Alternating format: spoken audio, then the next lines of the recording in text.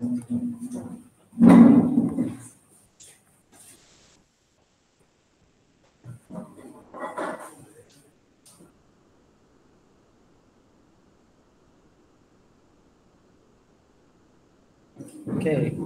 kita masuk sekarang ke branch.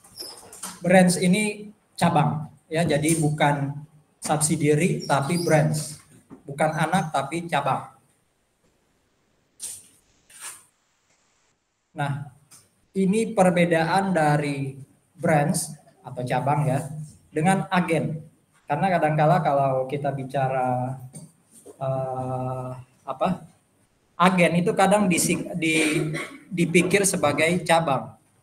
Jadi kalau saya punya usaha gitu ya, anggap aja usahanya adalah jualan keperluan rumah tangga, ya kayak apa yang sudah bubar tuh Ace Hardware, Mitra, ya kan, Depo dan semacamnya.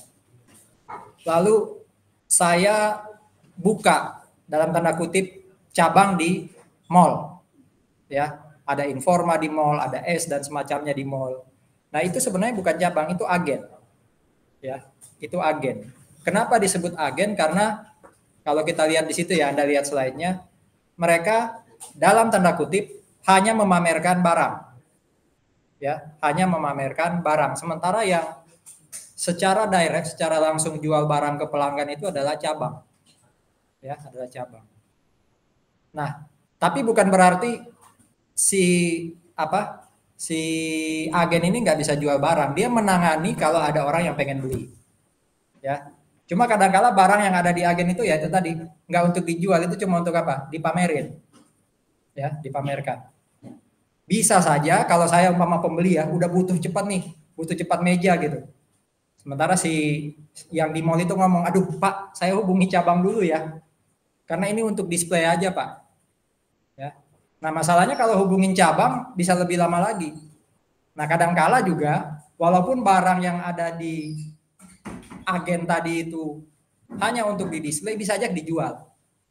Bisnis dong, masa Anda mau hilangin pelanggan hanya karena Anda nggak pengen barang display Anda diambil sama pelanggan. Itu biar urusan Anda dengan cabang aja kalau soal display kan. Nanti kalau dia bilang, udah deh saya nggak jadi beli kan, lepas pelanggannya. Intinya apa? Sebenarnya agen itu hanya memamerkan. Kalaupun ada yang pengen beli ya, dia catat lalu nanti tetap cabang yang sebenarnya, branch yang sebenarnya kirim barang kepada pelanggan. Ya. Inventory itu dicatat oleh cabang. Jadi kalau ada inventory di neraca atau financial position, itu sebenarnya dicatat oleh branch, ya. Terus yang tadi di agen, itu catatannya brand sebenarnya. Nanti dikasih strip, umpama meja, strip, agen, gitu ya. Maksudnya meja itu sebenarnya catatan inventorinya pusat, cabang, tapi sebenarnya ada di agen, gitu ya. Nah, agen ada pencatatan akuntansi nggak? Ada, tapi hanya dalam tanda kutip cash masuk dan cash keluar. Dia nggak nyatat expense. Yang nyatat expense nanti branch dan pusat. Ya, branch dan pusat. Kemudian apalagi yang membedakan? Secara akuntansi agen ini bukan entitas.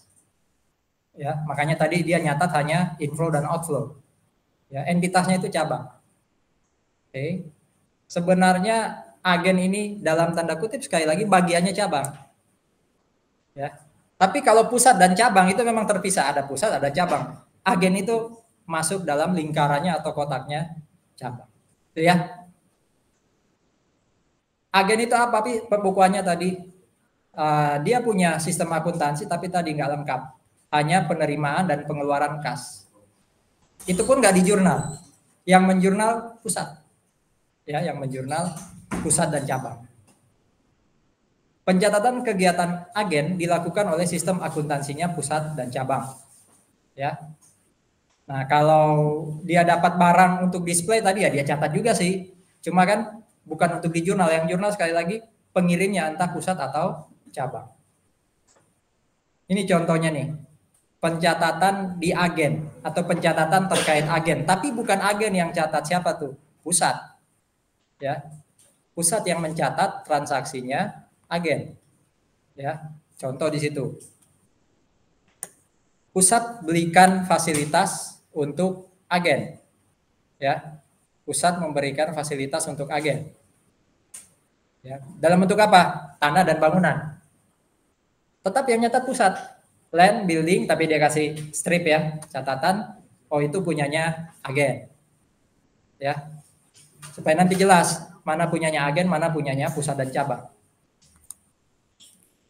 Dia memberikan pusat ya dalam hal ini memberikan modal kerja atau working capital kepada agen. Karena kan agen bisa aja butuh ya bayar sewa, bayar apapun gitu yang kecil-kecil, yang receh-receh. Nah, itu sama pusat dikasih modal kerja. Ya. Nah, ini akun baru memang jarang dilihat ya, working capital.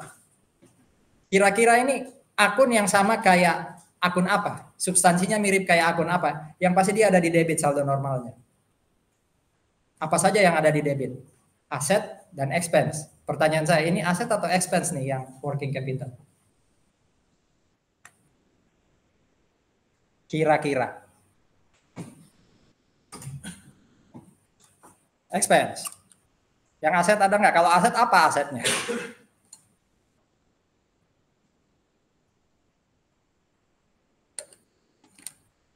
Untuk memperjelas, ini nggak masuk income statement, berarti bukan expense. Ya, bukan expense. Ini aset, tapi aset apa kira-kira? Kamu kalau ngasih duit ke satu usaha, yang usaha itu jalanin untuk muter duit buat kamu, berarti apa tuh bentuk aset apa itu? Aset lancar. Tapi aset yang di aset lancar kan ada banyak. Aset yang mana? Ini untuk agen yang bisa jadi kita nggak berharap dia cepat tutup loh. Kita berharap dia ada terus. Berarti nggak mungkin uang yang saya masukin itu akan cepat balik lagi ke saya. Ini untuk jangka panjang, berarti bukan aset lancar. Ini aset nggak lancar, tapi sekali lagi aset nggak lancar yang mana?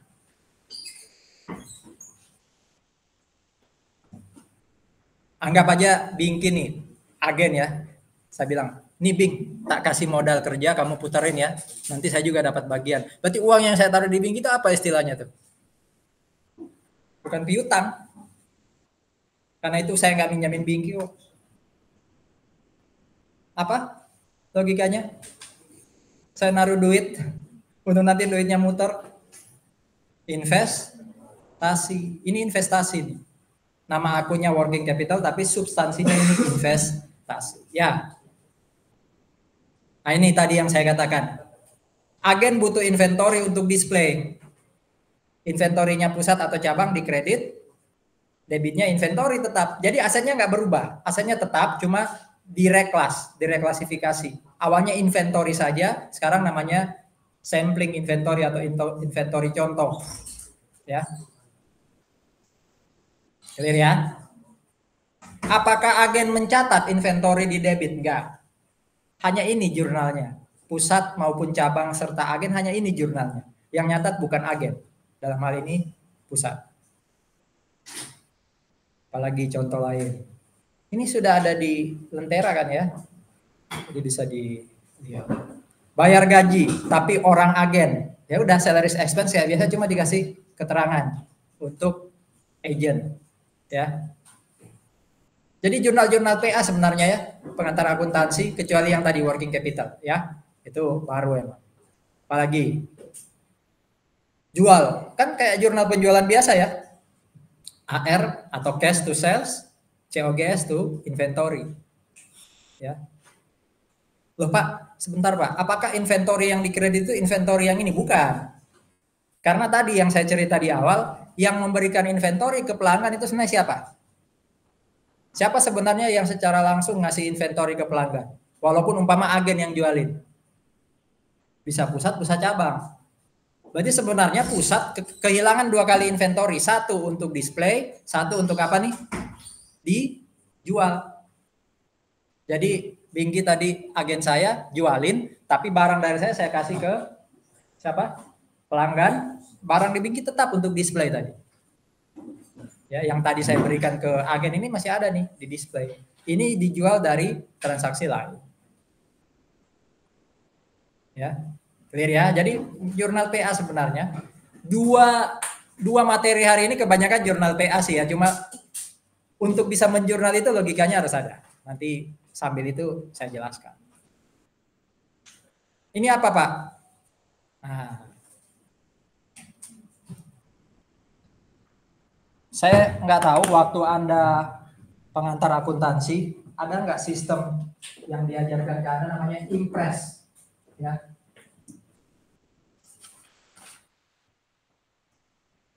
Impress petty cash, ya.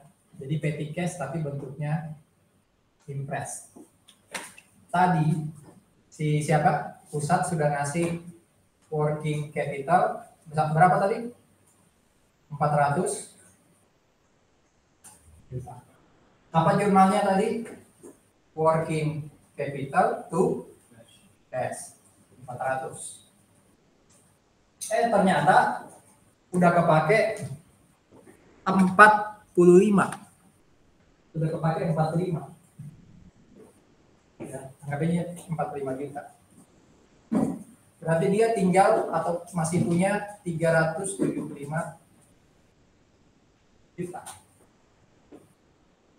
Ya sudah, saya isi lagi. Saya itu siapa? Pusat. Ya. Nama expense-nya saya akui, bayar untuk promosi, utility, biaya macam-macam, itu cash. Sehingga kalau itu diisi, ini penuh lagi dia, ya, terpenuhi lagi.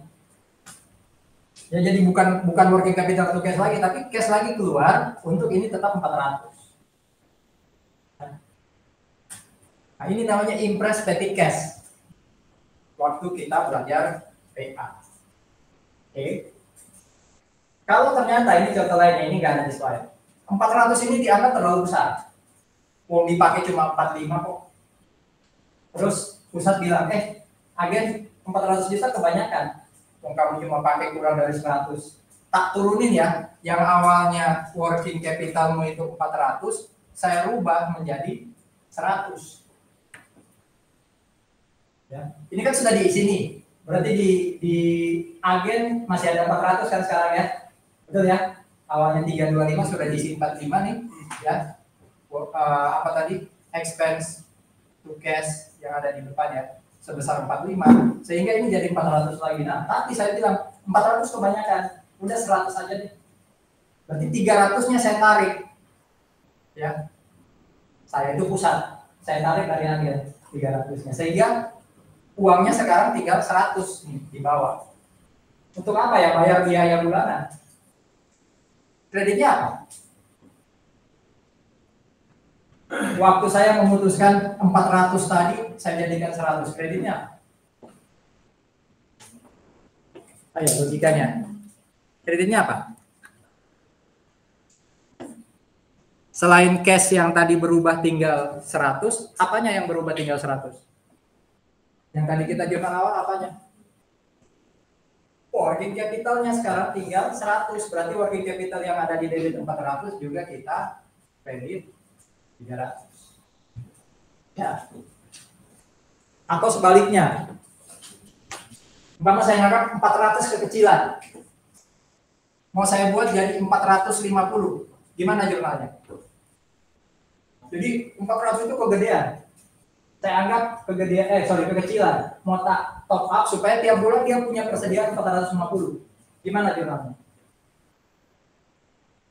Berarti saya itu pusat ngasih cash ke agen. Berarti cash saya di kredit 50. Apa debitnya? Working capital. Gitu ya.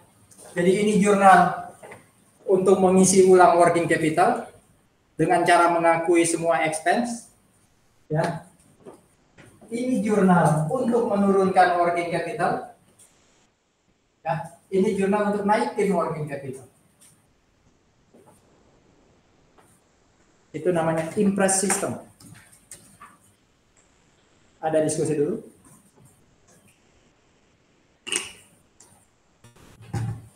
Jadi ya. Tadi beli building ya? Mana? Diberikan building oleh pusat. Nah tuh, buildingnya di depresiasi. Jurnalnya gimana? Ya biasa, depreciation tuh, accumulated depreciation. Kayak biasa. Tuh. Mungkin 20 tahun nih, 100 bagi 20 sehingga per tahun 5 juta. Ini kita masih akuntansinya agen ya, belum intinya. Kita mau bahas cabang. Ini masih agen. Apalagi jurnal lain. Oh, tadi ada inventory ya. Dari pusat dikirim ke agen untuk jadi display. Ternyata dipakai oleh agen. Entah dipakai itu maksudnya rusak, nggak bisa lagi di display, atau dibeli sama pelanggan. Boleh aja. Ya. Berarti inventory yang ada di agen tadi, di pusat sekarang kan dicatat sebagai inventory sampel ya, samplingnya ya. Nah itu nanti, itu dikredit inventorinya. Ya, inventorinya dikredit. Kalau dijual berarti COGS itu inventory. Kalau ini katanya dipakai untuk entah itu diberikan kepada pelanggan, bisa aja gini. Oh ini tak kasih ke orang cuma-cuma untuk bagian promosi, makanya itu promotion expense. Tapi kalau dijual ya COGS. Ya COGS itu inventory. Ini contohnya dipakai agen untuk promosi. Berarti sampling inventory tadi yang sempat didebit oleh pusat tuh sekarang kan hilang. Nah, kalau itu yang terjadi berarti inventory kan udah nggak ada sama sekali ya. Kalau ini kan inventorinya masih ada tapi di agen. Nah, ketika itu kemudian agen pakai untuk promosi, ya inventorinya hilang sama sekali. Ya. So far ada pertanyaan?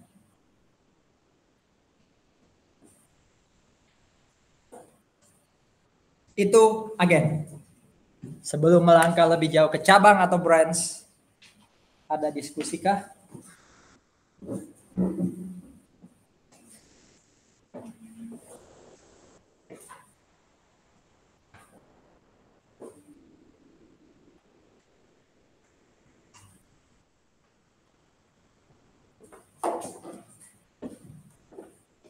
Oke, branch, cabang. Ada sistem akuntansi untuk pusat sendiri, itu disebut akuntansi pusat atau home office accounting. Ada yang namanya akuntansi untuk cabang, di mana cabang ini tambahan. Jadi sistem utamanya itu yang punya pusat, cabang ini tambahan. Ya. Kenapa? Berarti nanti ada income statement-nya pusat, ada income statement-nya cabang. Kenapa harus dipisah? Supaya evaluasi internal. Jadi sebenarnya ketika memisah balance sheet pusat, balance sheet cabang, itu sebenarnya bukan accounting, bukan financial accounting, itu managerial accounting tuh. Untuk evaluasi kira-kira lebih efektif dan efisien pusat atau cabang. Itu contoh salah satunya ya. Nah terus kenapa harus digabung, pusat cabang terus digabung? Itu untuk pelaporan keluar, itu akuntansi keuangan. Ya, jadi kotak kedua itu managerial accounting kalau dipisah. Kalau digabung itu untuk pelaporan ke publik atau siapapun yang butuh laporan keuangan kita. Jadi ketika keluar ke eksternal kita gabung. Ya. Sekarang Anda kan sudah ahli induk anak ya. Kita kan sering bicara induk anak. Sekarang kita bicara pusat cabang. Tapi sebenarnya kalau baca kotak yang paling bawah, itu prinsipnya sama ketika kita menggabung induk anak dengan pusat cabang. Ya, satu, kalau ada reciprocal account berarti ada akun di pusat yang berasal dari cabang atau sebaliknya, itu eliminasi. Ya. Kalau ada non reciprocal berarti dengan eksternal, nah itu yang baru digabung, kan sama dengan induk anak. Ya.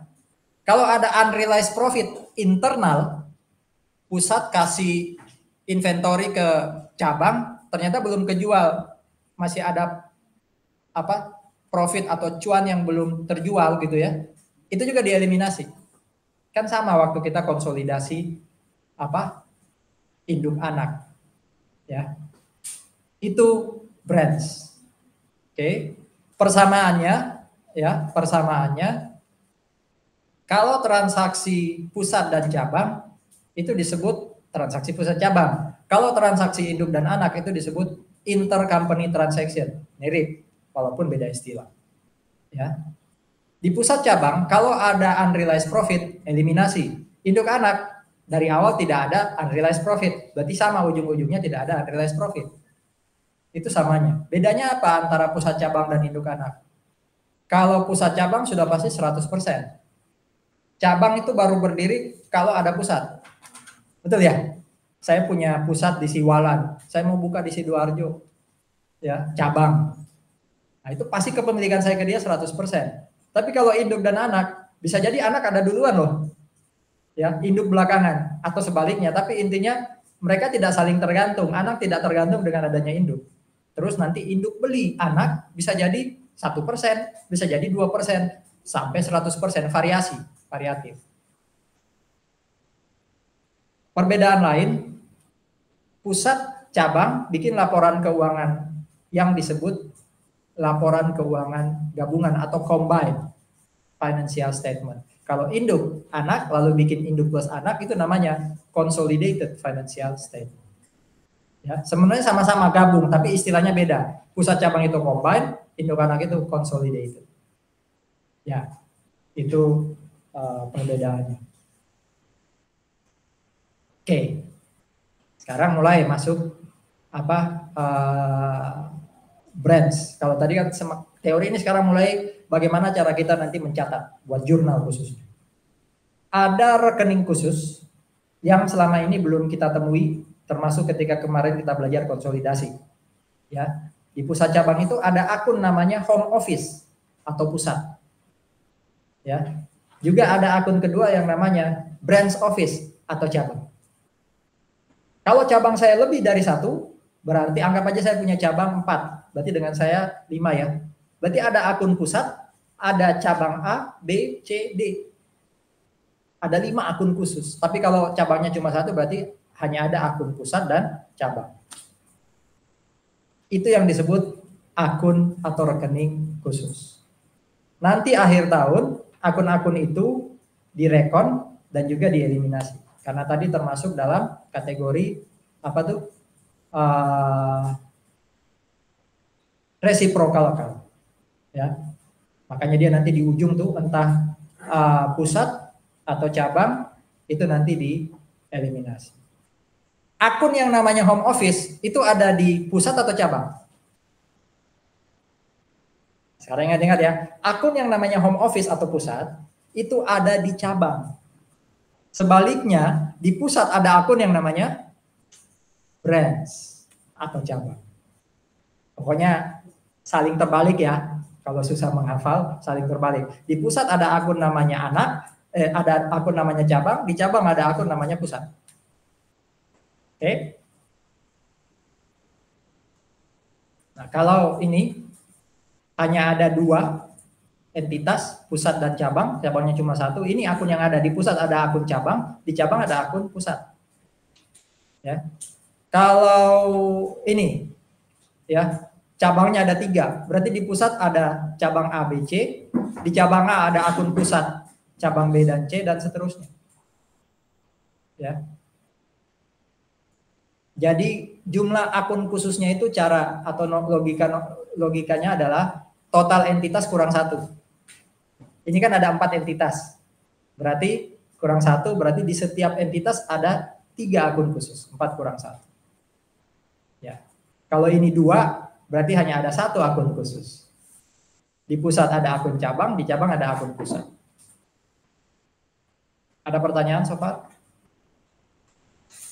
Nah, yuk kita masuk contoh. Karena cabang itu entitas, berarti dia juga nyatat. Kalau tadi agen kan nggak nyatat, ini cabang juga nyatat.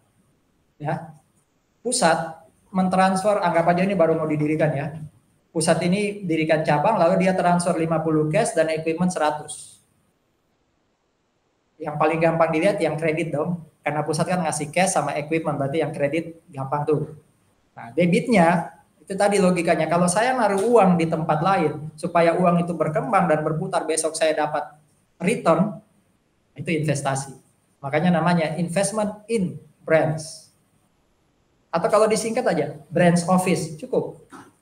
Atau kalau ini detail, investment in Surabaya branch, kalau saya lebih punya lebih dari 1 kan, namanya bisa macam-macam. Jadi akunnya bisa investment in branch, investment in Sidoarjo branch, ya, atau branch office saja bisa. Intinya itu adalah akun investasi yang dicatat oleh pusat. Nah, cabang Dibalik aja logikanya, kalau pusat dan ngasih cash dan equipment, berarti dia mendebit cash dan equipment. Kreditnya apa? Akun khusus yang ada di cabang tadi apa namanya? Home office. Atau pusat. Atau home aja nggak apa-apa.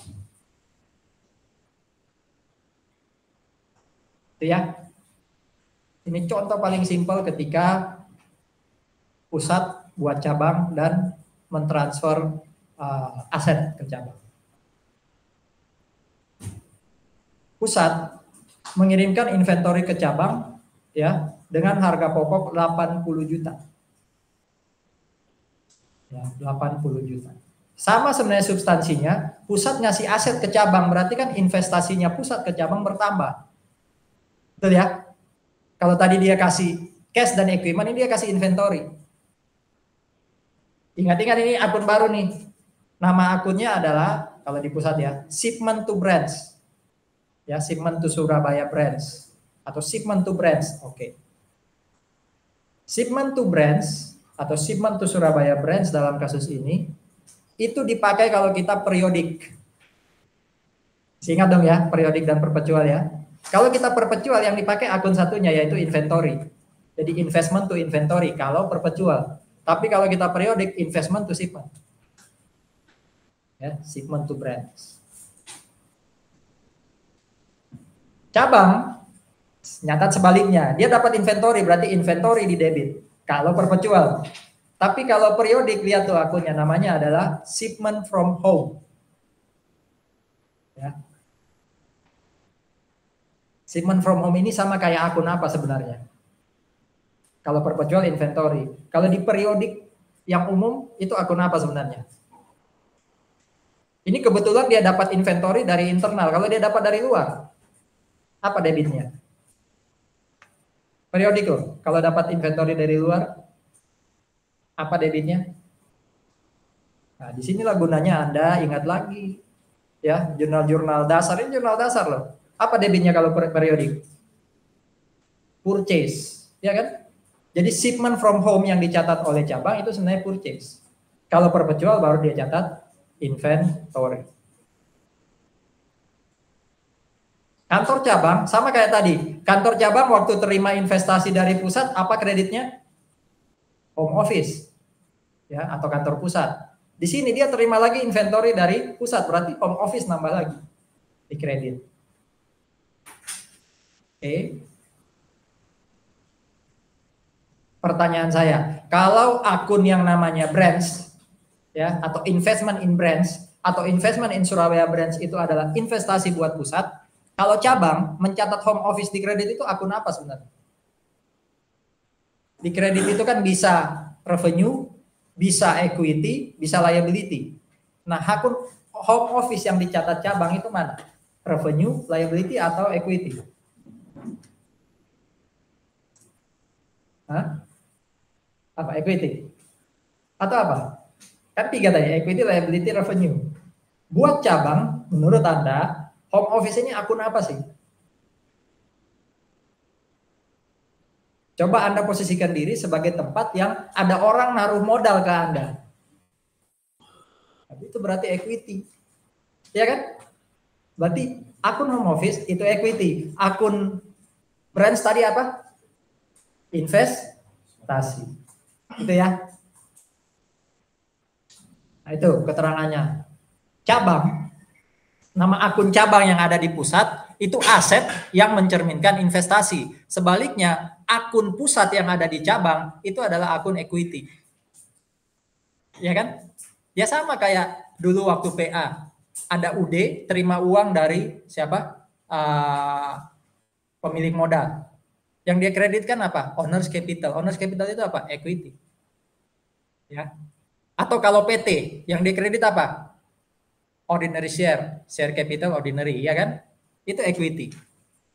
Itulah akun home office yang dicatat oleh siapa yang nyatat home office? Cabang. Cabang yang ada di pusat, home yang ada di cabang, itu yang disebut recurring reciprocal accounts. Karena terus-menerus akan ada, ya kan? Pusat ngirim barang ke cabang atau sebaliknya cabang ngirim barang ke pusat, ngasih cash, balikin cash, itu recurring, berulang terus dan reciprocal. Nah ini, coba lihat kotak yang ini ya, ingat-ingat ini. Setiap pusat mencatat cabang di debit, pasti cabang akan mencatat akun pusat di kredit. Nih buktinya. Contoh 1. Pusat nyatat cabang di debit. Apa yang dilakukan cabang? Nyatat pusat di kredit dan nominalnya sama. Itu yang diingat-ingat. Coba contoh 2. Pusat nyatat branch di debit. Cabang nyatat home di kredit. Nominalnya sama. Termasuk kalau nanti bisa saja pusat itu di debit ya oleh cabang, maka pusat akan mengkredit cabang. Pokoknya pasti akan ada pasangan tuh ya. Kalau di pusat debit branch, di cabang akan kredit home office. Kalau di pusat kredit branch, cabang akan debit home office. Akan selalu sama. Kalaupun nanti di ujung-ujungnya saldo home office di cabang dan saldo branch office di pusat beda angkanya, itu pasti hanya karena beda waktu. Satu sudah ngakuin, satunya belum. Atau kalau bukan beda waktu ya error. Ya. Harusnya sama totalnya. Home office yang ada di cabang dan branch office yang ada di pusat. Saldo akhirnya harusnya sama. Nah, sekarang mulai masuk contoh komprehensif nih. Tadi contoh penggalan. Tugas Anda adalah ya, setiap kali ada akun-akun ini, tolong buatin T account-nya, tolong buatin buku besarnya, dicatat entah di Excel atau Anda catat ya. Untuk nanti saya di ujung akan tanya berapa akun ini. Ya, jadi setiap kali ada jurnal nih, tolong Anda catat, oh akun investment in brand sekarang ada 200, akun home office 200. Ya. Yang Anda catat selain akun brands juga home office, juga expense. Kalau aset-aset mungkin nggak perlu. Ya. Cash dan semacamnya nggak perlu, cukup investment, home office dan expense atau revenue. Supaya nanti di ujung kalau ada saldonya, saya bilang benar nggak saldonya sekian gitu ya. Oke, ini akun pertama. Jadi ini nanti ujung-ujungnya kita harus tahu berapa saldo akhir. Kalau tadi kan penggalan aja, ini komprehensif. Jakarta dirikan cabang di Surabaya. Dia transfer cash 200, itu jurnalnya.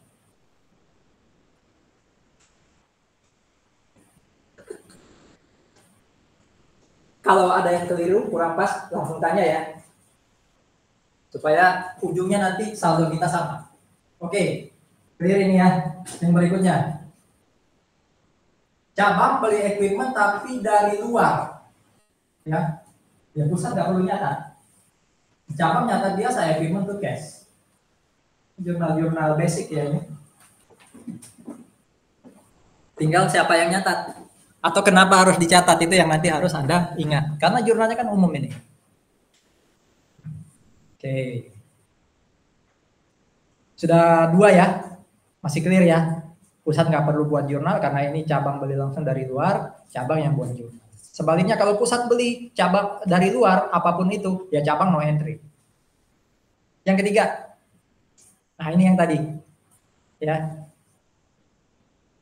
Pusat kirimkan inventory ke cabang. Berarti dia investmentnya nambah, ya, shipment to branch. Sebaliknya si cabang, shipment from home to home office. Coba teori saya dari nomor 1 coba. Ada branch, ada office ya kan? Kalau ini kan nggak ada branch dan office ini. Ada branch di debit, ada home office di kredit ya kan? Nyambung terus kayak gitu. Sudah 3 ya, tolong Anda catat sekarang berapa sudah saldonya investment in branch. 200 tambah 160 berarti udah 360. Berapa saldo home office? Sudah 200 ditambah 160 berarti 360. Berapa saldo shipment to branch? 160. Berapa saldo shipment from home? 160. So far sampai jurnal ketiga itu saldo-saldo. Contoh keempat. Cabang beli inventory dari luar, ya 40 juta, purchase to cash. Ya, kenapa bukan inventory? Karena di sini dia nyatanya shipment, bukan inventory to home office. Ya, mereka pakai periodik nih. Kalau mereka pakai perpetual berarti pusatnya itu kreditnya inventory, cabang itu debitnya inventory. Makanya di sini purchase, bukan inventory to cash. Masih umum. Silakan kalau ada yang bingung langsung tanya ya. Berarti sekarang ada akun purchase, saldonya 40 di debit. Lanjut. Cabang jual inventory ke pembeli luar 30. Cukup cash to sales karena tadi dia pakai apa? Periodik. Kalau dia perpetual berarti cash to sales, kredit jurnal satunya lagi apa? COGS to inventory. Itu kalau perpetual. Ini kan periodik. Udah berapa nih? 5 apa 6 ya. Lanjut lagi. Ada retur. Rupanya cabang retur ke pusat. Ya, yang harga pokoknya 10. Ya kan? Kalau tadi dikirimnya itu investment in branch to shipment to branch, sekarang dibalik, shipmentnya yang di debit. Kalau dengan eksternal, akun ini namanya apa?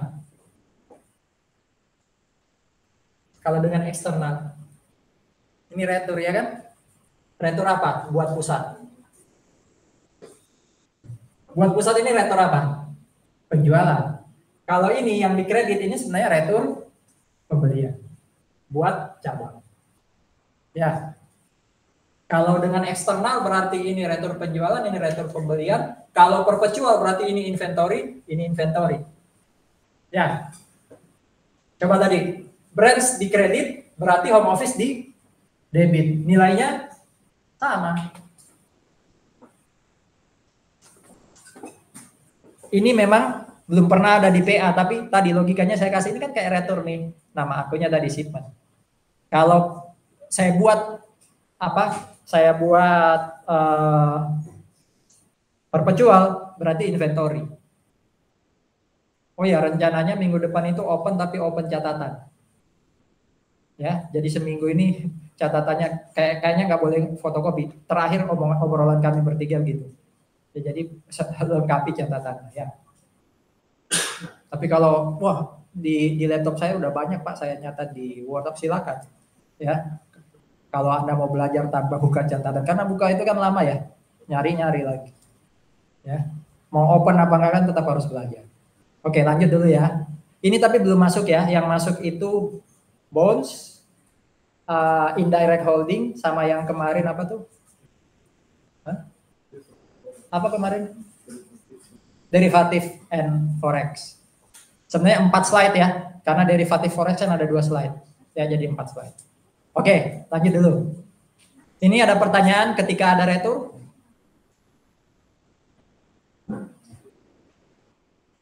Cabang Surabaya bayar biaya operasional ya, pusat nggak perlu buat jurnal ya, kayak biasa expense to cash. Ya kan? Expense to cash. Tadi bikin buku besarnya, salaries expense berapa, utilities expense berapa. Ya, supaya nanti di ujung kalau saya total sama nggak dengan totalan Anda. Oke. Ini sekali lagi kan jurnal biasa ya, expense to cash. Oke.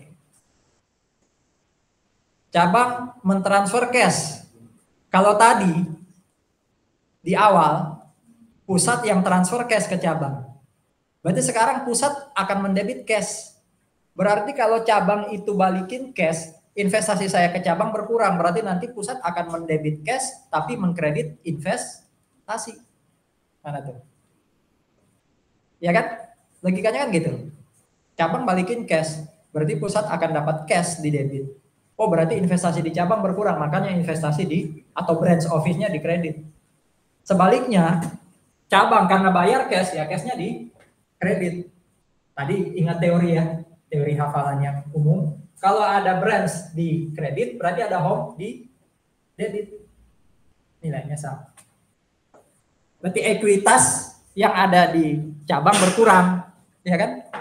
Ini mirip kayak treasury share ya kan? Kalau ada treasury share kan berarti ekuitasnya si cabang atau ekuitasnya si yang mengembalikan saham tadi berkurang. Sampai di sini sekali lagi ada pertanyaan?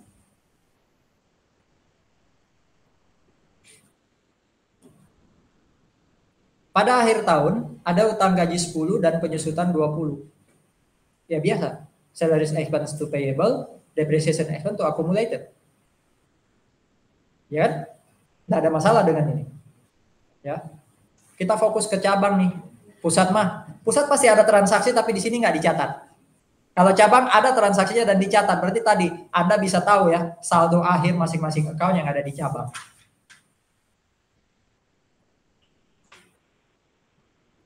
Sekarang tolong hitung berapa akun shipment from home yang ada di cabang. Berapa akun shipment from home yang ada di cabang? Yuk kita lihat satu-satu.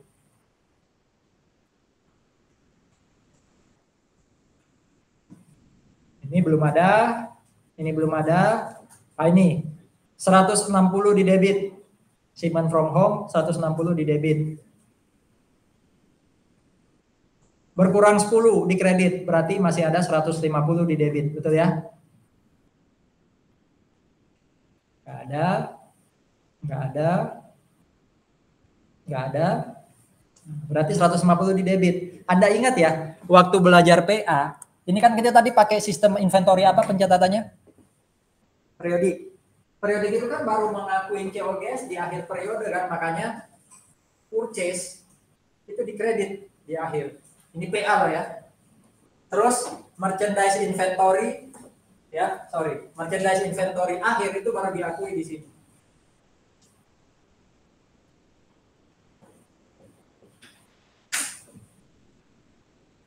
Ini nanti ada COGS nih. Ya kan? Jumlahnya kayak gitu. Shipment from home itu kan purchase tadi ya. Itu dikredit karena saldonya tadi 150. Coba cari saldo purchase. Tadi ada pembelian dari pihak luar. Tuh, satu-satunya 40. Dia ada di debit. Supaya dia nol, dia ditaruh di kredit nih. Ya kan? Tuh. Jangan lupa, waktu di PA ada nih. Ini merchandise, inventory. Awal. Kita nggak ada. Kenapa? Di jurnal kita nggak ada merchandise inventory awal. Karena memang kita baru berdiri kan cabangnya ya. Makanya nggak ada. Jadi shipment from home dan purchase itu sebenarnya satu akun ini. Merchandise inventory ini akhir. Dari mana 60 itu ada tuh? Tersisa 10 dari luar, 50 dari internal. Berarti kan dia punya 60. Ya, ketemulah COGS 130. Hitung COGS itu gimana?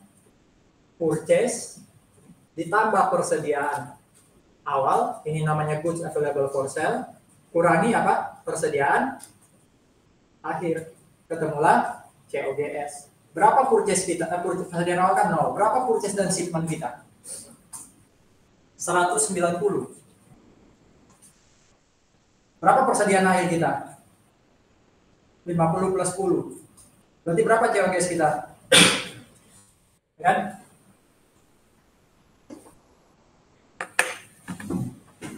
Yang atas ini sebenarnya gabungan antara closing dan adjustment. Closingnya itu meng-closing ini. Adjustmentnya itu yang mendebit dan mengakui COGS.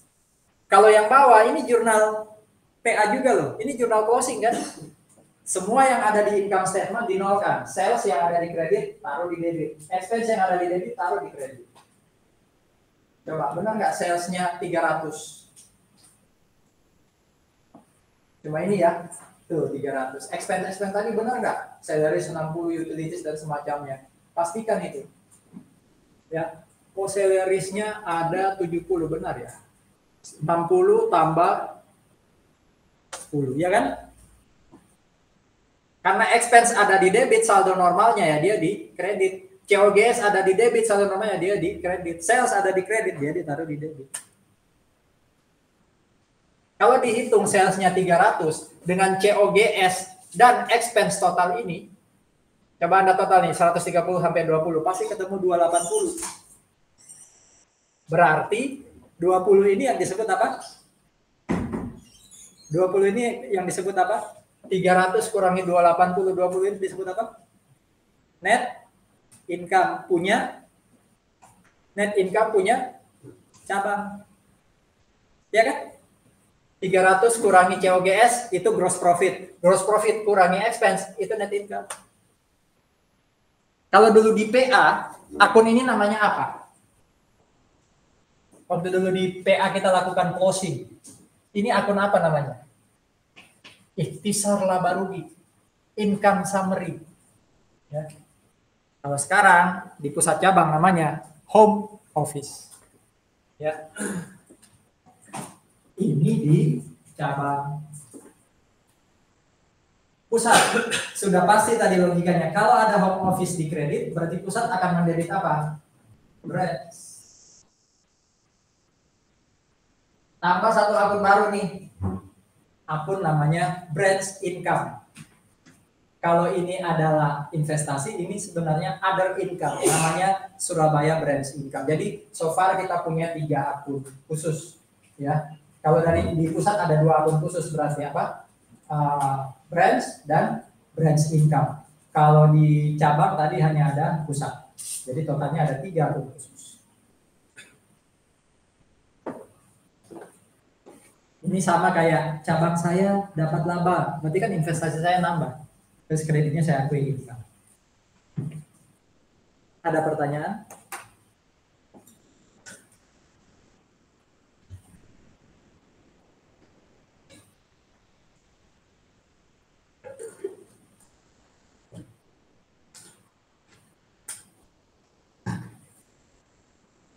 Oh iya, saya kirim Excel-nya ya. Ini nggak kelihatan. Saya kirim Excel-nya bentar.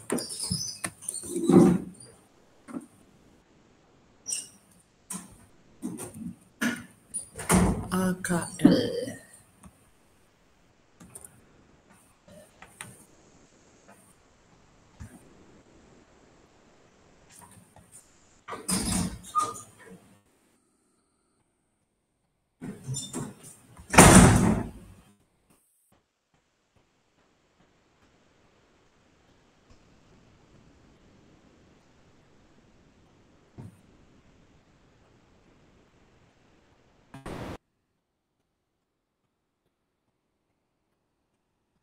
Saya masukkan ke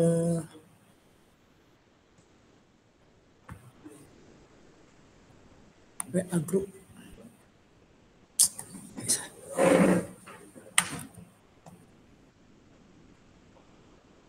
Dokumen.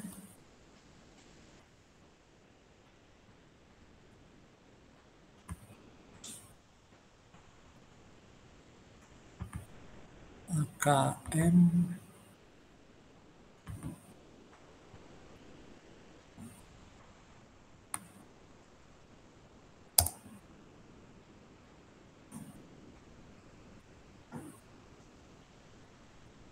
Sudah ada di grup.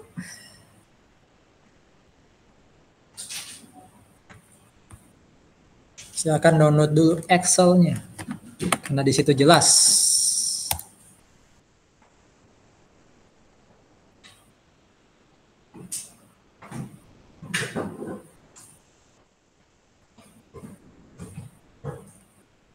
Nah, ini kertas kerja pusat dan cabang. Kalau yang home office ini nggak perlu dicari tahu karena ini diketahui di soal harusnya.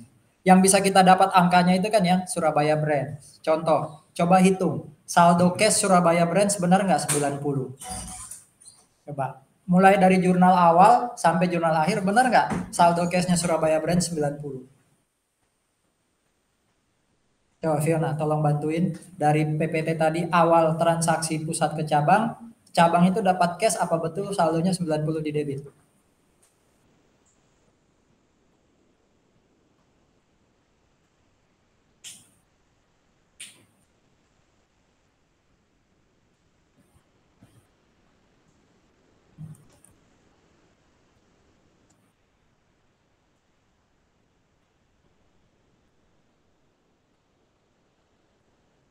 Cash debit 200, berkurang 100 berarti tinggal 100. Berkurang 40 berarti tinggal 60. Dapat 300 berarti 360. Berkurang 120, berapa tuh Bing? 360 kurang 120, 240. berkurang 150. Berarti tinggal 90. Udah, betul ya? Makanya saldo cash yang ada di cabang 90. Tadi inventory yang kita jurnal akhir penyesuaian kan berapa tuh? Debit 60 kan? Tuh. Makanya di situ merchandise inventory-nya cabang 60. Equipment 80 dari mana? Ayo coba. Dari mana equipment 80? Coba Anda cari. Equipment 80 dari mana? Ada yang bisa menjawab? 100 ya. Dia beli dari luar. Lalu tadi ada depreciation, akumulasinya di kredit 20, berarti 100 kurang 20 berapa? 80. Jadi intinya adalah saldo-saldo yang ada di kolom branch ini, di kolom Surabaya branch, itu bisa Anda dapat dari total ya, debit kurangi kredit setiap branch. Kalau yang home office khusus untuk akun Surabaya branch bisa ketemu juga. Di sini 220 coba. Kalau yang lain kan diketahui ya, tapi akun Surabaya branch yang ada di home office 220 itu bisa dihitung kok. Akun Surabaya branch di home office. 200 debit. 160 debit berarti 360. Berkurang 10 berarti 350. Berkurang 150 berarti 200. Nambah 20 berarti 220. Itu ya. Itu yang bisa didapat dari Excel ini. Ada pertanyaan dulu? Akun-akun atau jumlah-jumlah yang ada di Surabaya branch termasuk jumlah tertentu yang ada di home office. Nah, di home office tadi ada akun Surabaya branch income kan? Nih, 20 tuh. Itu didapat dari jurnal ini nih. Mana tadi? Surabaya branch income. Nah ini. Dapat dari ini. Makanya di home office ada akun Surabaya branch income 20 juta. Oke. Sekarang setelah kita lakukan jurnal-jurnal tadi di siapa? Di home sendiri, di brand sendiri kita sudah buat jurnal-jurnal yang ada di PPT tadi. Sekarang kita tinggal buat jurnal closing untuk tujuan combine. Mirip kayak kertas kerja waktu membuat konsolidasi. Apa yang dihapus? Resiprokal. Resiprokalnya apa aja tadi? Di pusat ada branch office. Di cabang ada home office. Satu lagi tadi apa? Di pusat ada branch income. Itu dihapus. Coba. Di pusat ada Surabaya branch nih 220. Itu dikredit. Karena kan investment in Surabaya branch itu aset. Berarti supaya close dia ditaruh di kredit 220. Apalagi tadi di cabang ada akun home office. Home office itu kan di kredit ya saldo normalnya. Supaya di close taruh dia di debit 200. Income Surabaya branch income yang ada di home office itu kan income kredit. Berarti supaya close taruh dia di debit 20. Berarti jurnal closing untuk combine kita adalah branch di debit atau branch office di debit 200. Terus branch income di debit 20. Sementara home office di kredit berapa tadi? Inilah jurnal penutup kita yang ada di kertas kerja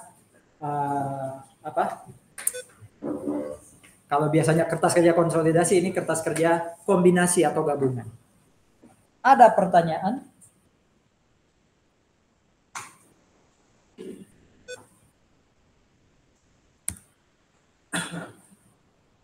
Kalau dari kertas kerja ini selesai ya, kita sudah bisa bikin financial statement ya. Di mana di financial statement ini sudah nggak ada lagi akun-akun tadi ya, akun-akun reciprocal ya.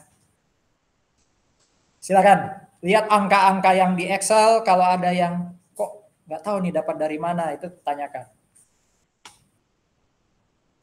Home office sekali lagi, akun yang mungkin bisa dicari jejaknya itu akun-akun reciprocal kayak branch income, ya investment in Surabaya branch itu bisa. Tapi selain itu diketahui di soal. Oke, silakan. Balik lagi ke slide.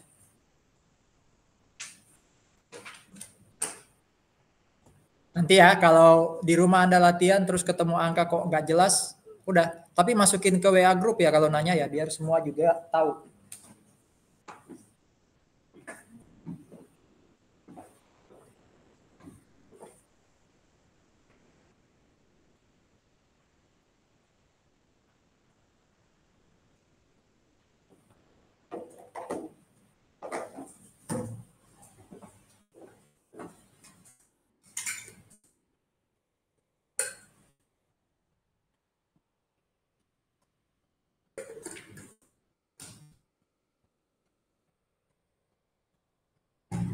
Oke, lanjut.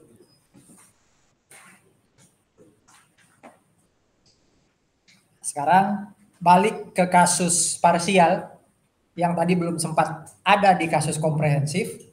Ini kalau ada transaksi penjualan inventory secara internal di mana pusat nyari laba, nyari profit, nyari cuan. Kalau tadi kan jualnya pada harga pokok. Ya, contoh nih. Mana tadi? Ini. Ya.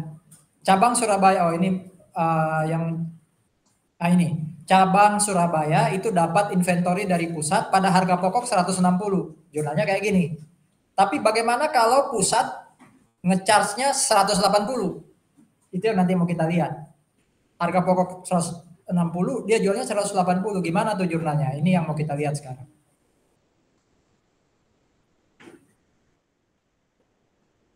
Judulnya apa tuh?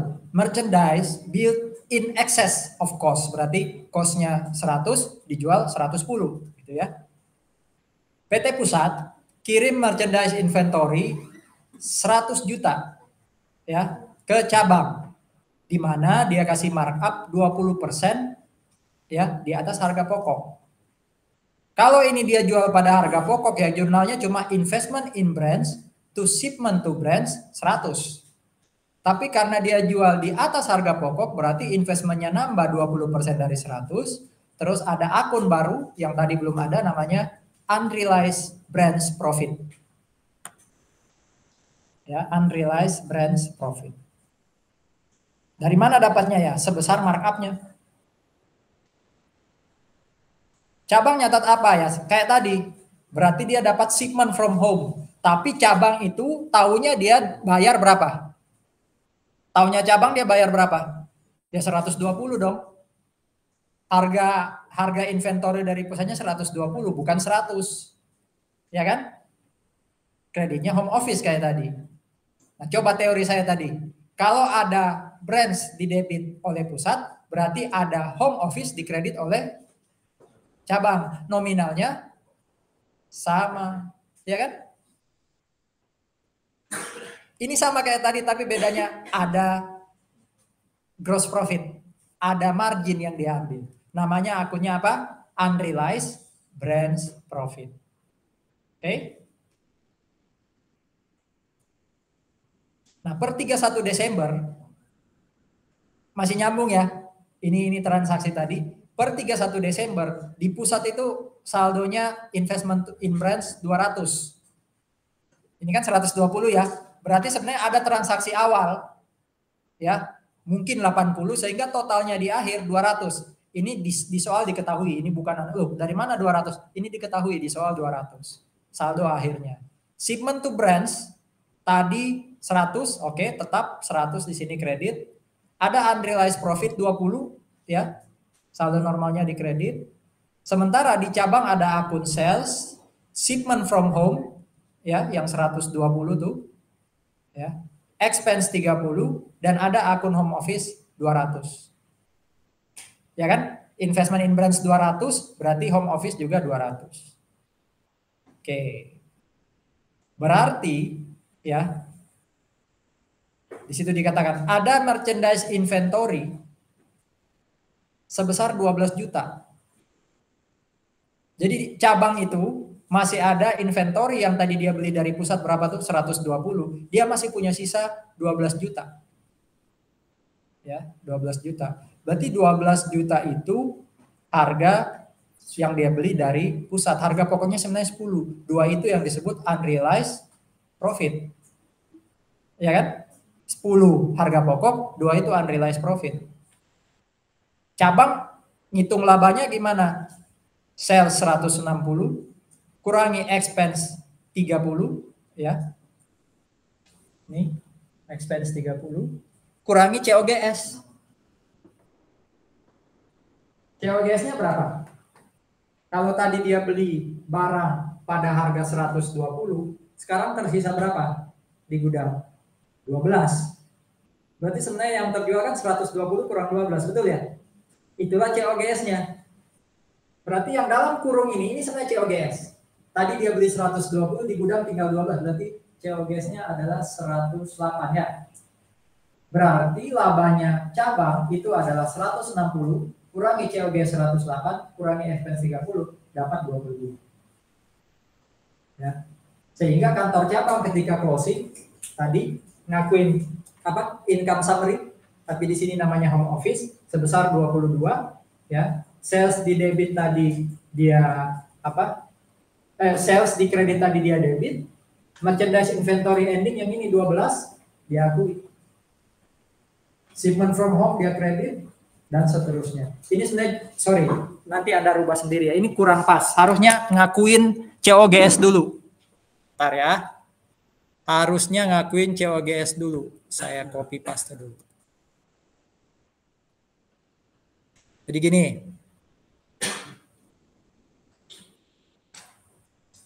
COGS-nya berapa tadi? Berapa dapat COGS-nya? 120 kurang 12 apa? 108. COGS 108.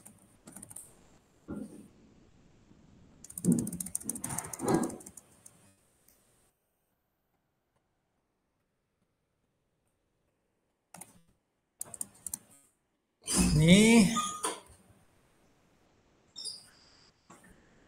Terus nanti ini dihapus.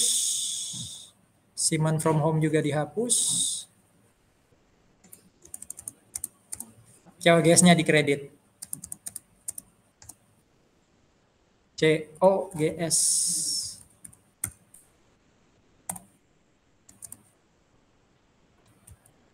Berapa tadi? 108.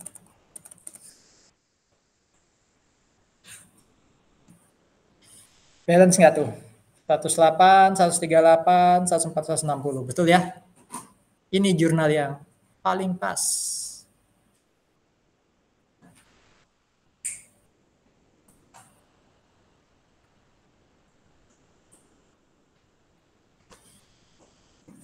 Akui dulu COGS, baru nanti COGS-nya di close.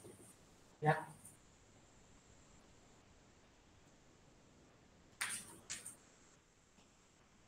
Berarti nanti di pusat akan ada akun apa? Setelah Anda enter ini berarti ada jurnal pusat. Jangan di enter dulu. Di pusat akan ada jurnal apa? Debit. Debit. Apa? Kalau di cabang ada home, berarti di pusat ada branch. Di debit berapa? 22. Kreditnya apa? Untuk mengakui ini loh, keuntungannya cabang. Surabaya branch income. Iya kan?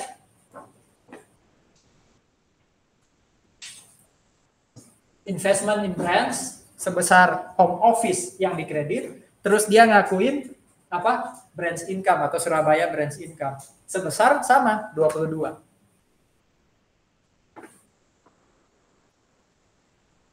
Pertanyaan? Yang bawah nanti saya jelaskan, tapi yang atas jelas. Berapa tadi unrealized branch profit yang diakui oleh pusat waktu pertama kali dia ngasih barang ke cabang? Coba lihat jurnalnya berapa? Anda back terus tarik tadi jurnal waktu pusat ngasih barang ke cabang, dia ngakuin unrealized branch profit berapa? 20. Dari mana 20? Markup. Oke, sekarang barang yang tersisa di gudang 12 oleh cabang. Tadi terdiri atas apa? 10 harga pokok, 2 apa? Markupnya kan? Tadi ada markup 20 unrealized profit. Yang sudah realized berapa? 18. Makanya unrealized dan profitnya di debit. Sehingga nanti saldo unrealized branch profit tinggal berapa? Tinggal berapa? Kalau tadi di kredit 20, sekarang di debit 18 tinggal berapa? 2. Kan tadi 2 masih ada di cabang. Pahamnya jurnal ini dapatnya dari mana ya? Hitungannya sih ada di bawah, tapi logikanya tadi 10 plus 2. 2 itu unrealized profit yang masih ada di cabang. Padahal tadi pusat ngasihnya 20. Berarti sebenarnya sudah realize itu berapa? 18. Branch income nih 18. Berarti branch income totalnya berapa nih? Totalnya berapa nih? 40. Nih. Berapa branch income tuh? 40. Betul ya? Net income-nya branch itu 40 sebenarnya. Makanya total branch income yang diakui oleh pusat adalah 40. Ada pertanyaan?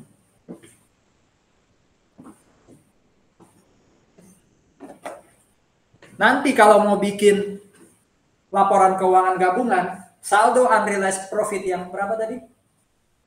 Berapa saldo unrealized profit? 2, itu nanti dieliminasi. Tapi nanti kalau mau bikin laporan keuangan kombinasi atau gabungan.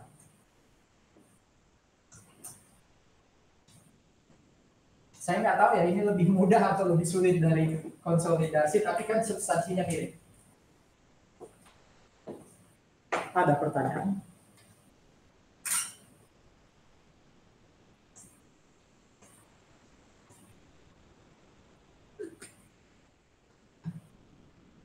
Aslinya ini materi AKL. Pernah dalam tanda kutip dibuang ke AKN, tapi pas Anda mulai AKN itu hilang lagi, balik lagi ke AKL. Ya, materi branch. Silakan. Adakah pertanyaan? Nah, ini membuktikan besarnya apa? Besarnya profitnya branch sebesar 40.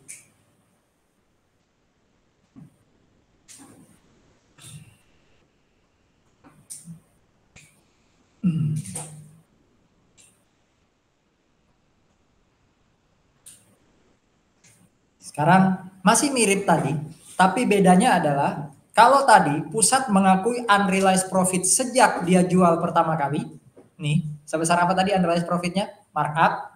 Di sini dia tetap pengen dapat profit, pengen dapat apa?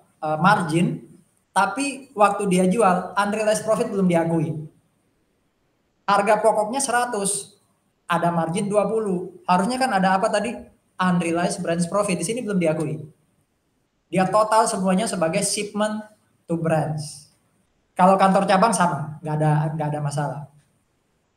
Oke.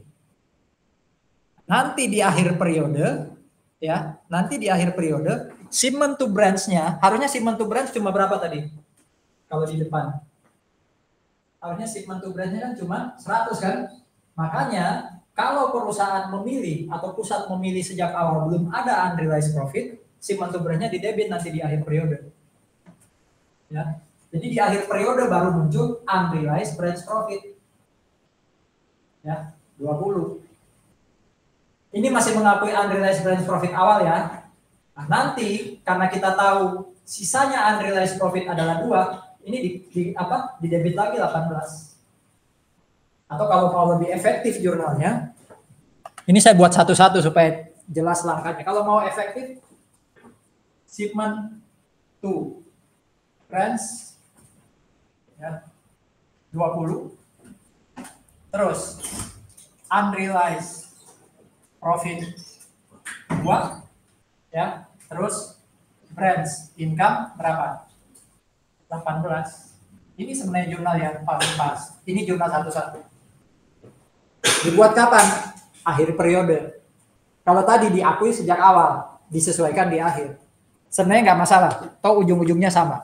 Menghasilkan branch income 18 dan unrealized profit 2 saldo akhir. Ada pertanyaan?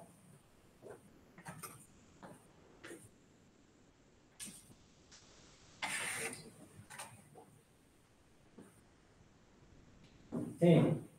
Merchandise yang dijual pusat pengen dapat laba, ya, baik itu diakui di awal maupun di akhir, selesai. Ada pertanyaan nggak?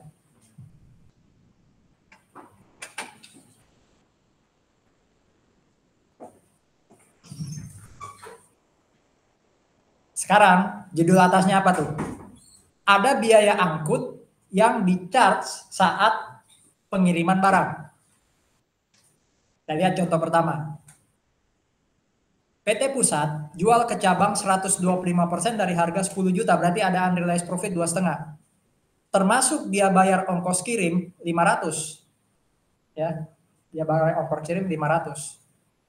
Berarti pengorbanannya ke cabang itu adalah ngasih apa? Inventory harga pokok 10. Ngasih barang dia pengen profit 2,5 dan bayar biaya angkut 500 sehingga investment in branch-nya 13 juta. Ya, investment in branch-nya 13 juta. Nah, cabang nanti akan mengakui shipment from home sebesar harga plus sama kayak tadi ya, harga plus markup 12,5. Tapi cash yang dibayar oleh pusat itu jadi bebannya cabang, namanya freight in. Masih ingat ya? Freight in ini beban angkut atau biaya angkut pembelian. Kalau beban angkut penjualan itu apa? Freight out. Ya, ini freight in. Sehingga total home office-nya adalah 13. Terjawab lagi ya. Branch di pusat 13 debit, home di cabang 13 kredit. Pasti sama. Kalau salah kalau nggak sama itu pasti salah jurnal. Ada pertanyaan dari jurnal ini? Ini tambahannya ada freight in. Tadi kan nggak ada. Shipment from home langsung home office. Kalau ini ditambah freight in. Pada akhir tahun, diperoleh informasi terdapat 75% penjualan merchandise inventory yang dikirim oleh pusat. Jadi tadi ketika dia dapat shipment from home 12,5, 75%-nya terjual. Ya.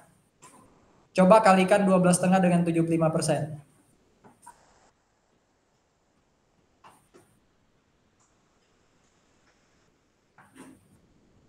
Dapat berapa?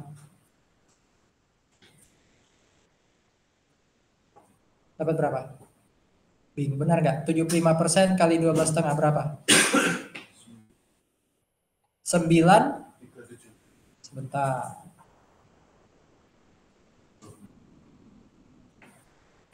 Setengah 9750. Coba ini dulu.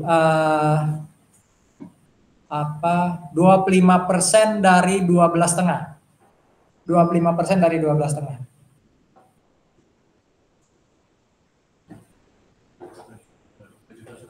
3,125. 25% dari 500. 125 ya. Ya kan? Nah, salesnya itu nggak tergantung dengan ini. Sales itu kan pada harga jual ya. Dia kan pengen, si cabang pasti pengen jual. Jadi sebenarnya 9750 itu nggak ada kaitan dengan yang tadi. Tadi saya coba hitung, berarti kalau tadi dapat berapa? 9375, berarti ada penjualan dari barang luar ya, sehingga dapat 9750. Yang terkait itu pasti yang bawahnya.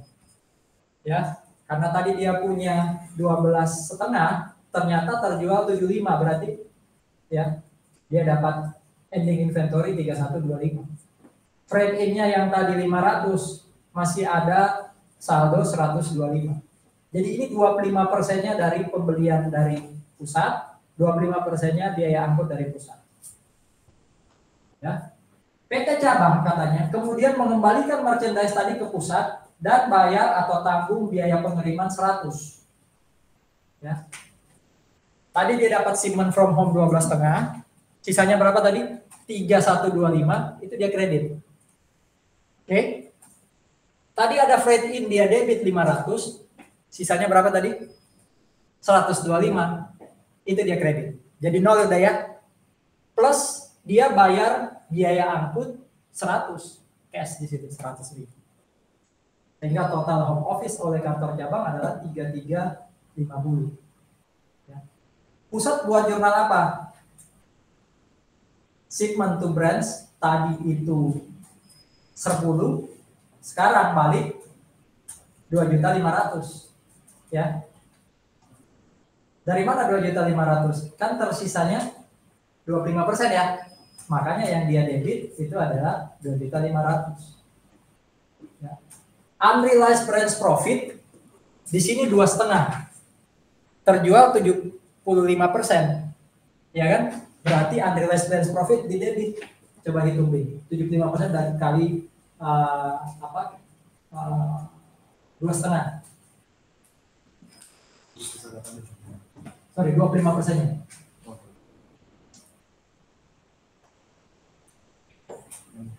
625 kan? Iya kan? 625. Terus ini dapat dari mana kira-kira? 225. Logikanya itu gini. Seandainya kantor cabang berhasil menjual semuanya, jadi kan tidak perlu ada barang yang dikembaliin, betul ya? Tapi karena dia nggak bisa jual semuanya, berarti ruginya ada dua. Satu, biaya angkut yang awal. Berapa biaya angkut yang awal tersisa? 125. Plus, si cabang harus bayar 100. Itulah kerugian mereka, sehingga dapatlah kerugian di sini 225.000. Masuk akal ya logikanya ya. Kalau dia jual semua kan nggak perlu balik barangnya. Tapi karena tidak bisa dijual semua, akhirnya balik. Bayar biaya angkut 100. Plus biaya angkut yang awal tadi kan tidak dipakai dengan baik yang 125. Makanya di situ ada loss 225.000. Ada pertanyaan?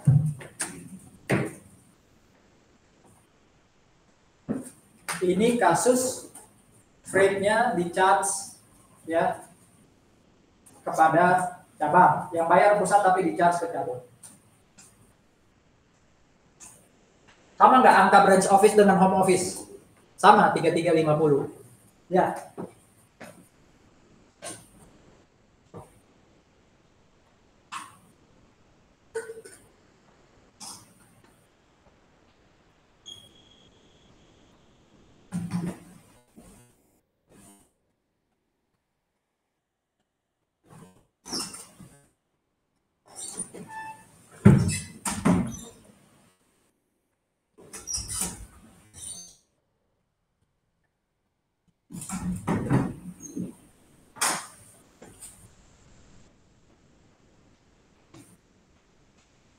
Contoh 2. Pusat kirim ke cabang A harga 50 juta dan pusat bayar ongkos kirim 2 juta. Kemudian B habis inventory minta dari A. Ternyata A ngasihnya barang yang dikirim pusat tadi. Pusat kan kirim ke A, B kehabisan, B minta ke A ngasih barang yang dikirim pusat tadi. Waktu A kirim ke B, dia tanggung biaya pengiriman 1,2. Seandainya dari awal B ngomong butuh barang, pusat bisa kirim. Kalau pusat kirim, biaya yang dihabiskan pusat ke B itu 1,8. Tapi kan 1,8 nggak keluar ya. Itu kalau dari awal B minta. Yuk, lihat jurnalnya. A berarti shipment to branch 50. Ini nggak ada profit berarti ya, pada cost ya. Cash 2 juta itu biaya angkut. Berarti dia mengakui investment in A, ya, investment in cabang A itu 52. Berarti cabang A ngakuin home office 52. Shipment from home-nya sebesar harga pokok ditambah freight in 2 juta. Sampai di sini clear? Oke. Sekarang A kirim ke B. Ya, A kirim ke B. Oke. Berarti shipment from home yang tadi diakui dari pusat dia kredit dong. Kan bukan punya dia lagi ya. Dia kredit. Ya kan? Terus freight in yang tadi juga diakui 2 juta, dia kredit dong. Betul? Plus dia nambah cash tadi berapa? 1,2. Dia kredit cash 1,2. Sehingga total home office-nya 53,2. Itu dulu, yang bawah dulu ya. Ketika A kirim ke cabang B. Ya, ketika A kirim ke cabang B. Berarti di pusat tadi, kalau dia ngakuin segment to branch A50, harusnya hapus dong. Ya kan? Makanya dia hapus tuh segment to branch A50. Terus tadi apa lagi? Oh ya, A ngakuin home office 53200, berarti investment in A 53200. Ya. Oke. Terus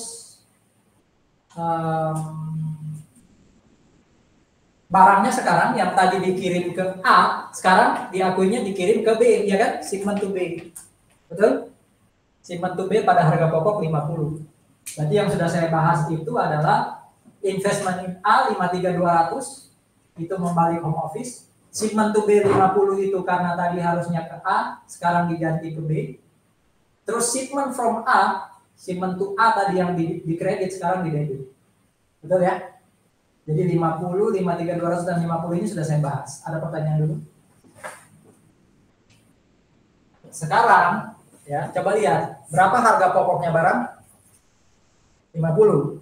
Kalau dia kirim langsung ke B, ya, harusnya jurnalnya gimana? Umpama ini dia kirim ke B, berarti shipment to A50, cash-nya harusnya berapa tadi? Kalau dia kirim langsung ke B. Ini loh, ya kan?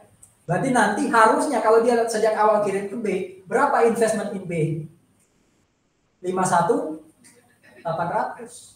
Dari situ dapatnya.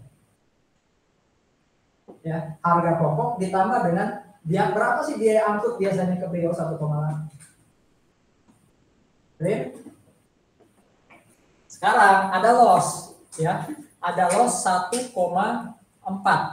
Ya, ada loss 1,4. Itu didapat dari mana? Di sini dia kirim 2 juta ke A. Ya kan?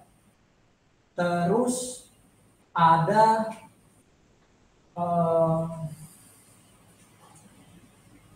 A menanggung 1,2. Ya, A menanggung 1,2 sebentar. Ini ada lebih 1,4 ini bisa aja langsung kita akui sebagai loss ya. Tapi ada hitungannya tuh sebentar. 1,8 trade in 3,8. Nah, 3,8. Jadi total freight in kita itu dari pusat ke cabang 2 juta, dari A ke B itu 1,8 ya. 3.800.000. 3.800.000 berarti ada 2.600.000 yang jadi pengurang. Sebentar, didapat dari mana tuh? Loss 1,8. Ini jelas ya. Shipment from home 50 ya. Freight in ini itu harga kalau A kirimnya ke B secara langsung. Ya. Sehingga home office di sini 51,8. Betul kan ya? A mengakui investment in B-nya 51,8. Tinggal 1,4 nih, sebentar.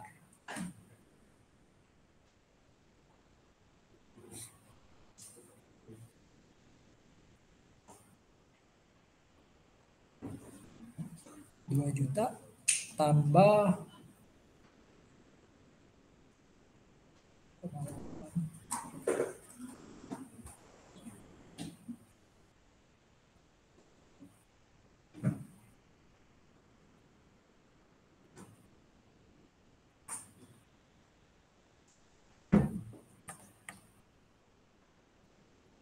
berapa total freight in tadi yang keluar? 2 juta tambah 1,8 berarti 3,8.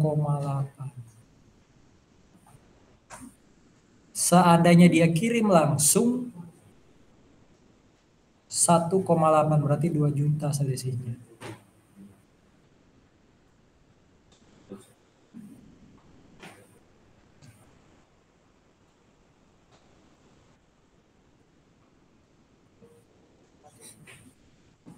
Oh, saya salah.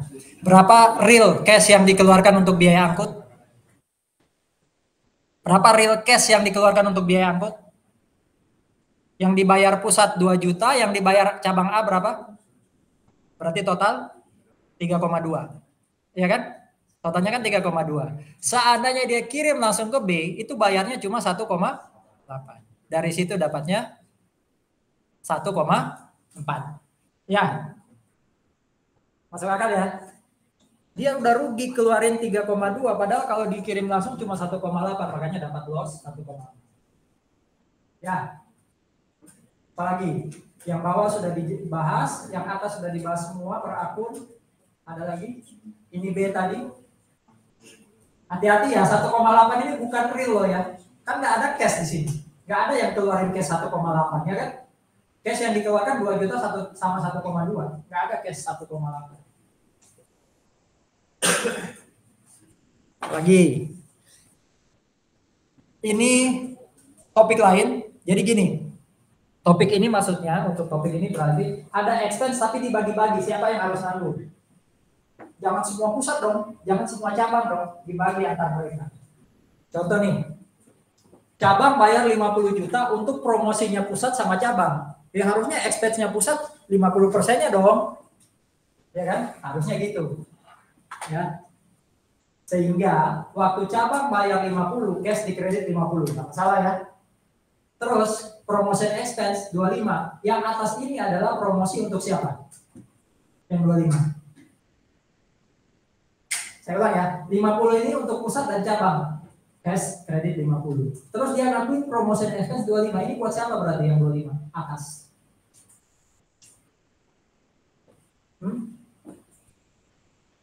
Ini buat siapa? Buat pusat atau cabang? Ini buat cabang, ini expense dia kok. Nah, yang buat pusat itu dia ngakuin pengurangan home office 25. Jadi saldo home office-nya berkurang 25 karena ini harusnya tanggungan pusat. Ya. Nah, nanti kantor pusat ngakuin promotion expense 25, ini buat dia sendiri. Branch-nya berkurang 25. Setiap ada home di debit, ada branch di kredit. Nominalnya sama. Ya, jadi berbagi expense. Ada biaya listrik 10 juta dan biaya umum 20 juta. Ya. Dibayar sama pusat. Kemudian dialokasikan ke cabang A dan cabang B. Ada satu jurnal yang kelewat yang belum dibuat di sini, yaitu mengakui pengeluaran 30 juta. Apa jurnalnya pusat ketika mengeluarkan uang 30 juta? Berarti cash di kredit 30 juta. 30 dari mana? 20 plus 10. Terdiri atas apa tuh? Biaya listrik 10 juta. Berarti utility expense 10 juta. 20 jutanya apa itu? Biaya lain-lain ya. Ini jurnal yang dibuat pusat pertama kali waktu dia bayar 30. Tapi dari situ kelihatan sebenarnya expense-nya pusat cuma berapa persen sih? Expense-nya pusat cuma berapa persen? Ini diakui 100%, padahal dia hanya nanggung berapa? Ke A 10, ke B 10, berarti pusat cuma berapa? 80. Berapa 80% kali 30 juta? Berapa 80% kali 30 juta? 2 juta, 24 juta, betul ya? Berarti 6 juta harus berkurang nih. Ini harus berkurang 6 juta. Makanya tuh kreditnya berkurang berapa? 6 kan? Betul ya? Kurang 6. 2 juta itu 20% dari ini. 20% dari mana? 10% A, 10% B. 20 juta itu, 4 juta itu adalah 20% dari 20 juta. Betul?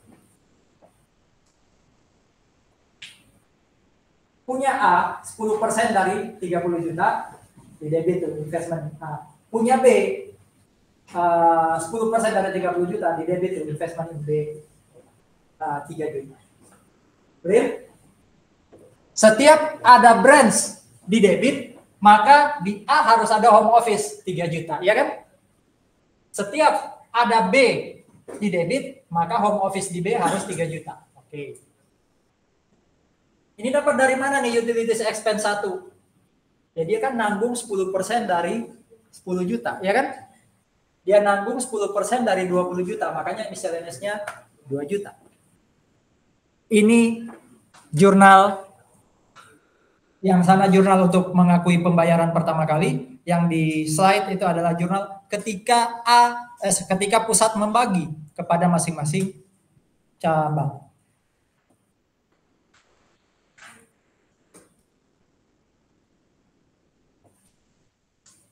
Ada pertanyaan? Nah, ini topik terakhir branch. Kita masih ada partnership ya. Ini topik terakhir branch. Saya juga lupa apakah ini di PA ada atau enggak. Ini namanya rekonsiliasi. Kalau di PA itu namanya rekonsiliasi bank. Ya. Kenapa perlu rekonsiliasi? Karena ada perbedaan catatan. Ya, ada perbedaan catatan. Tadi masih ingat nggak teorinya? Kenapa bisa home office dan branch office beda akunnya? Ada 2 tadi penyebabnya. 1, karena beda waktu pencatatan. 2, karena error. Coba lihat tuh. Berapa akun home office? Awal. 452.300. Berapa akun branch awal? 492 juta. Harusnya sama.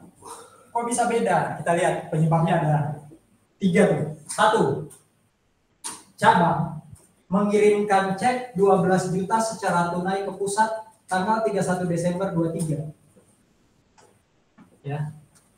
Cabang udah bikin jurnal. Apa jurnalnya cabang? Apa jurnalnya cabang? Cabang investment itu kan punyanya pusat. Cabang punya akun apa? Paling gampang untuk nomor 2 ini, ya paling gampang cash di kredit. Ya kan? Karena dia bayar berapa tuh? 12. Betul ya? Berarti debitnya apa? Home office.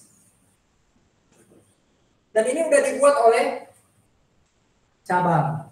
Yang belum buat siapa? Yang belum buat siapa?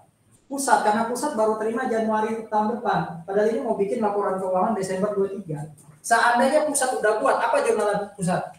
Cash to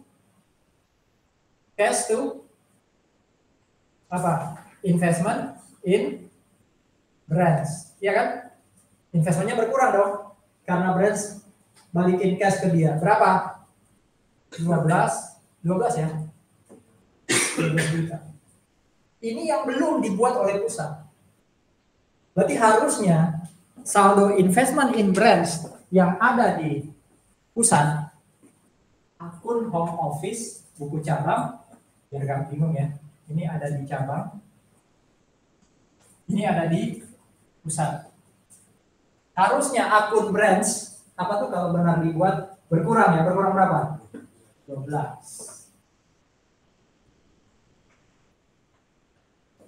Ini 0,2. Ini nggak perlu. Karena dia udah benar nyatatnya, yang merah. Ya, yang hitam belum dicatat oleh pusat. Nomor 3. Pusat kirim inventory ke cabang berapa tuh? 25 juta. Jurnalnya gimana tadi? Shipment to branch. Yang ngirim ya. Investmentnya nambah dong. Betul ya? Ya nggak? Investment in branch to shipment to branch berapa? 25 juta. Ini udah dibuat pusat. Seandainya cabang langsung nyatat hari itu juga, maka jumlahnya cabang apa? Kredit home office, debit shipment from home berapa? 25 juta. Udah dibuat belum ini akhir 23? Belum. Karena dia baru bisa buat waktu dia terima Januari 24. Berarti harusnya apa yang terjadi dengan akun ini? Home office-nya nambah atau kurang tuh? Nambah 25 harusnya.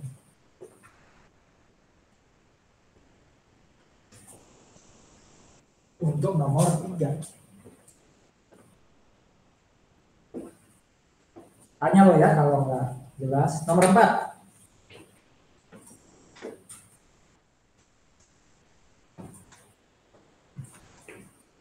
Ini yang buat cabang. Ini yang buat pusat.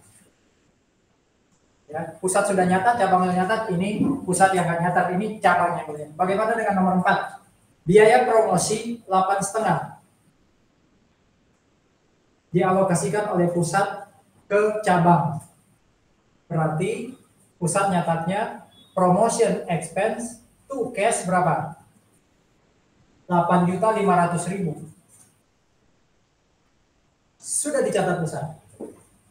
Cabang sebenarnya sudah nyatat. Sorry, bukan promotion expense to cash. Apa jurnalnya tadi? Promotion expense. Kalau dia bayar punya cabang berarti ini enggak ya, biar enak. Biar apa konsisten. Investment in branch to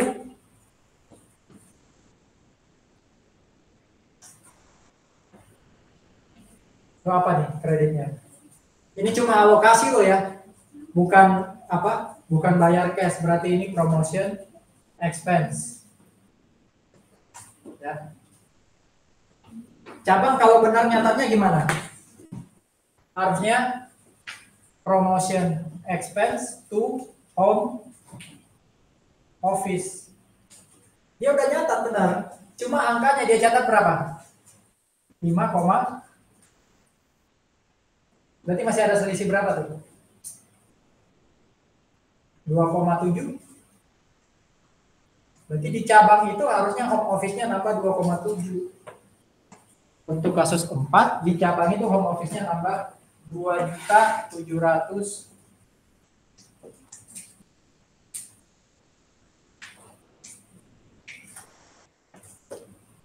Itulah yang disebut rekonsiliasi, ya. Sehingga nanti ketemunya adalah 480 untuk akun home office yang ada di cabang dan akun branch office yang ada di home itu harusnya 480 juga nih nanti bawahnya. Sama deh. Jadi walaupun per 31 Desember 23 masih beda, direkonsiliasi. Ketemu angka yang harusnya sama. Itulah rekonsiliasi. Sama kayak rekonsiliasi bank di pengantar akuntansi. Ada pertanyaan dulu? Silakan toilet break dulu 5 menit ya, baru kita masuk partnership.